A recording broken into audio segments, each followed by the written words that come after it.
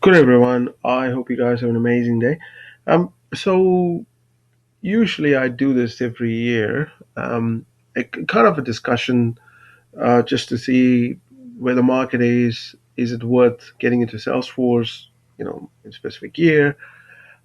So I'm pretty much gonna do the same for 2025. So obviously you have seen a lot of news. Even if you're looking at my screen, you can see Salesforce kind of um, decided that they won't be hiring any more software developers in 2025. Instead, they're hiring more sales team to push their AI initiative. Right now, if you are somebody looking to enter into Salesforce ecosystem, you must be thinking, so does that mean you don't need any more Salesforce engineers, or you don't need any more Salesforce consultants, or is it even worth getting into Salesforce ecosystem in 2025? So to answer that question, right, I mean, it's not really a black and white answer to say yes, you should, or no, you shouldn't, right? So I will give you my perspective because I've been in Salesforce ecosystem for quite a long time, right? So I've seen how the market has evolved, the market has shrinked, it's evolved again. I'm giving you more example from a New Zealand perspective, but even you can say from an ANZ perspective, right? Australia, New Zealand, but it could relate if you're from America or from UK or from wherever, right? So you might have seen, right, during COVID time, lots of Salesforce opportunities in the market. And I do remember, right? I often get called from a recruiter pretty much like in every 3 to 4 days asking, hey, are you looking for a change? Um, you know, and the kind of money they were offering back in the day was pretty good. The main reason behind that, though, right, especially from a New Zealand perspective, the country was shut down to any of the external people to come in and do this stuff, right? So the businesses pretty much didn't have any choice. You could argue that yes, they could have hired somebody from Philippines or Manila, or from India, or from Indonesia, or from Cambodia, or Eastern Europe to do remote work, right? But you need to understand something, right? When you are working on say, for instance, a critical government project, they are not pretty much interested to let somebody sitting overseas to use the data, right? So that's one of the reasons why most of the government agencies hired local people. Now the problem, what happened was that even if you are somebody, let's say, never worked for Salesforce, you have, let's say, a couple of certifications, you could easily manage to get into the ecosystem, right? It has its pros and cons, right? Now, pros in the sense, right, people were encouraged to get into the job market, and they were kind of a hope that, hey, you learn Salesforce, so you would be pretty much able to make decent amount of money and do a great work, right? Now, the con to that, right? Even if you don't have a skill, you could have still got employed, and that kind of, how do I say, right? I don't want it to sound rude. I don't want to sound impolite. That kind of, I can't find the right word to it. If I, but given the fact I'm super blunt, I'm trying not to be blunt. Um, so it kind of impacted the ecosystem, I would say, right? Now, Salesforce, I've seen lots of work, poorly built, customized, and where you could have used point and click, people started using code for no reason, and the way the Apex codes were written is horrendous. And people with like 2 3 years or experience, they start calling themselves senior, which is absolutely ridiculous in my opinion. Um, and when you call yourself senior after having like 20 30 certs and 3 years experience, that really didn't justify, right? Because to call yourself senior, you need to have lots of implementation experience, lots of different skill sets, because it's not just knowing Salesforce. There are a lot of other things that plays, right? And the worst thing I've seen, right, people getting applications architecture certification and system architecture certifications, and after in industry for 3 years, they start calling themselves as an architect. I was wondering, really, that's total, you know. That's not really great because to be an architect you need to know a lot of other stuff, right? You need to have stakeholder relationship skills. You need to have understanding of the IT infrastructure. You need to have understanding of IT landscape. You need to understand a lot of, even you need to have a bit of idea about the business side of things as well, right? Yes, there are technical architects, business architects, and functional architects, and who knows what all architecture landscape they've created now. Um, so so back in the days, right? So coming to the main topic, sorry, I digress, but I just wanted to give you context.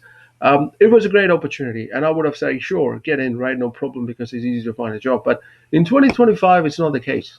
Absolutely not. It's not the case because I've seen people, with experience are not they're struggling to find employment in the New Zealand market. I mean, I'm not saying they're not getting it, but it's taking them time, right?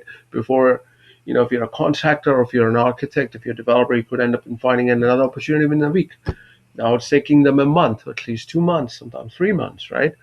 So the market has kind of slowed down. And also another thing I've seen, a couple of government initiatives, which most of the companies sometimes depends on government projects because some of the government projects are multi-million dollars. Sometimes it goes to 50 million, even 100 million. So they're put on hold because New Zealand government wants to cut costs. Now, when that happens, obviously, when the government projects get cancelled, companies started to lay off people, right? And now Salesforce said they're not going to hire any more, software developers because they wanted to rely on artificial intelligence, right? Now, you must be thinking, does that mean that if I'm a software developer or a consultant, I won't have a job tomorrow? That's not going to happen to exactly to the point, but we will see a kind of a transitional shift towards a different model of working. Now, when I say transitional shift, what I'm trying to say is that the old way of doing things will kind of come to an end. So you probably, don't have to write code. A lot of things are done low code, but that doesn't mean that code is not going to be relevant. You could pretty much use the help of AI to speed things up, right? Before, let's say a task which used to take 10 days to do it, you might do that in a half a day. And the companies may not be hiring lots of people because they might hire, two, three people and use artificial intelligence to do the stuff. So I would say Salesforce is still in demand, right? There are a lot of clouds you can learn. Data cloud is one of the things I would encourage you to do so. AI agents, lots of people talking about AI agents. Microsoft talks about that. Oracle talks about that. Salesforce is talking about AI agents. But I would tell you something, right? Because I've been in AI ecosystem since 1999, right? When I went to MIT, I did work on artificial intelligence, neural network. A lot of things I did on neural networks. It's just because we didn't have uh, a huge competition power back in the days. That's why the neural network didn't gain much attention. But the concept is still the same. So I've been hearing the same concept back in the days. Hey, AI will make people obsolete. It hasn't happened for the past 25 years, right? So I don't really think it's going to happen anytime soon. So if you ask me, my opinion, if you should be getting into AI ecosystem, I would say please do. But remember, don't just focus only on the Salesforce. Make sure you learn other clouds as well, right? For instance, let's say you wanted to get into Salesforce, learn Sales Cloud, Service Cloud, um, Marketing Cloud, Data Cloud, right? Financial Service Cloud. These are the few things I would highly encourage you to learn it. And after that, when I said about other clouds, I was not talking about the clouds related to Salesforce. I'm talking about other cloud technologies like Google Cloud, Azure, AWS. I mean, like for instance, I love it, AWS. So I because I started learning my first cloud before Salesforce was Amazon, AWS. So I'm pretty biased when it comes to cloud technology. I love AWS over Azure, and I do use Google for sometimes on my sometimes for other projects, personal projects. So yeah, it's important that pay attention to other clouds, right? Whichever you want, depending upon the requirement or opportunity you have in the market. So if you're interested in Azure, please do. Azure certifications are great. They have architect certifications, and AWS have the same. They have associate architect certification. I took that one many years ago. It was pretty cool. Um, it's just that I didn't maintain it. So yeah. But I knew the concept around. I know how to work with AWS. So um, the key thing to remember, right? You need to be passionate about what you want to do, right? You people will tell you different things, right? I'm telling based on my experience what I see in New Zealand. There's a demand in Azure. You'll see lots of Azure requirement, Azure architect requirement, integration. If you are really interested in integration, I would highly encourage you to learn MuleSoft. Dell Boomi is okay. If you want, you can learn it, right? And yeah, MuleSoft you should learn and understand the API principles and why you want to REST API, Graph API. Nobody uses the old school, um, you know, uh, the SOAP API. So I mean, there are still some legacy system, right? So, and if you want to be become an architect, please make sure you have a broader understanding of the ecosystem, right? It's not just only about Salesforce or tiny stuff you want to do on silo. It's about asking why, understanding the bigger picture, right? So depends what you wanted to do, right? If you're a consultant, let's start with the consultant. Please do, right? You can get it, look into the Salesforce, and also I heard that ServiceNow wanted to test out the CRM capability. Maybe have a look at that side. Maybe learn both, right? There's no harm in learning both stuff, right? It will place you in a better position. If you want to, if you're a developer, I would still certainly recommend, learning programming. It's still very relevant. And if you're interested, you can read my book I published, Apex for Admin. If you follow me on LinkedIn, you would have seen I posted that Apex for Admin. I wanted to write the book for a long time um, because I published my first book as Apex Design Pattern, and then I decided, look, I wanted to teach admins how to code, right? Because it's not good enough that admin says, look, I can't code.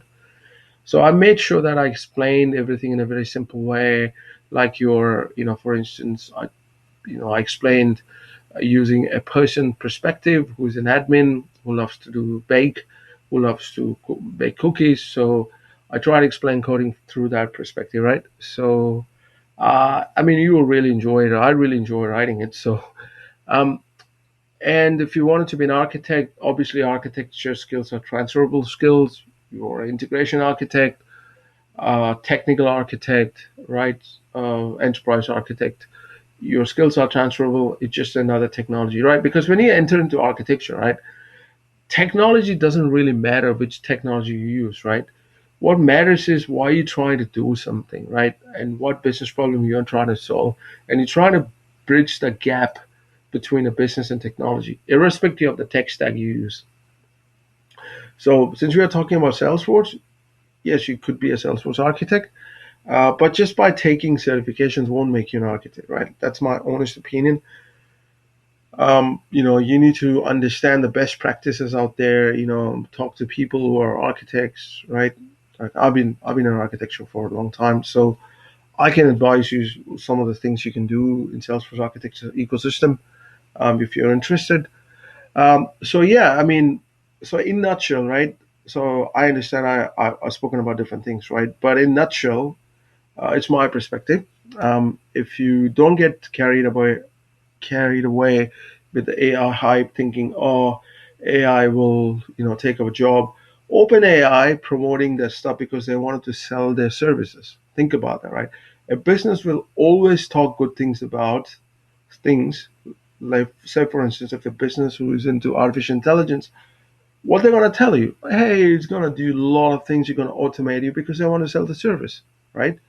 If they're doing for free, they would probably be interested in your data. They want you to train the model. That's why there's no such thing called free thing, right? Everything you think, for instance, do you really think Facebook is free? No, really, because They are mining your data, they're mining your personality, they're mining your information, and using that information, they are sending you to the ads, right?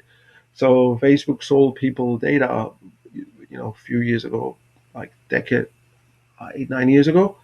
So, and who knows, they're still doing it. I have no idea. Google does the same, right? And they are using our data to train the model, and they're using artificial intelligence behind the scene.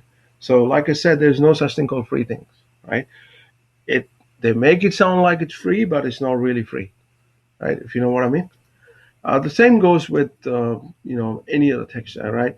So you are the data, and you are training a model to help AI understand you better. And the business will tell you, hey, we are doing this so that to give you a better user experience. Yes, that's one of the reason they wanted to do that, but the second reason they want to sell their product, right? And if they understand your behavior, if they understand how you work, your emotional traits, they can sell you the right product, right? So it's all about marketing. Uh, so even you might have seen that this is another news, right? SAP is restructuring its team. SAP has been there for ages, right? But that doesn't mean that SAP's going to get rid of every people, right? Always there's an opportunity for talented people. Another option you could do, you could start your own consultancy firm. Very few people talk about entrepreneurship, right? You'd be surprised to know entrepreneurship has the least competition, and you will be surprised to know venture capitalist has least competition than somebody looking for a job. So I still surprised why people are not looking for that option. Our society, right? It's trained on a very very wrong model. It teaches you to go and look for a job, which is, in my opinion, is not a great approach to our life, right? If because sorry, I don't want to get into life lesson, but what I'm trying to say, right? If you couldn't find an opportunity to work for somebody, create an opportunity for yourself.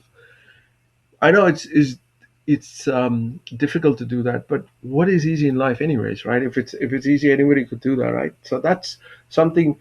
It's not bad like going to war, or with the fear of getting killed, right? It's not that bad. It just you have to use your time. You have to come out of your comfort zone.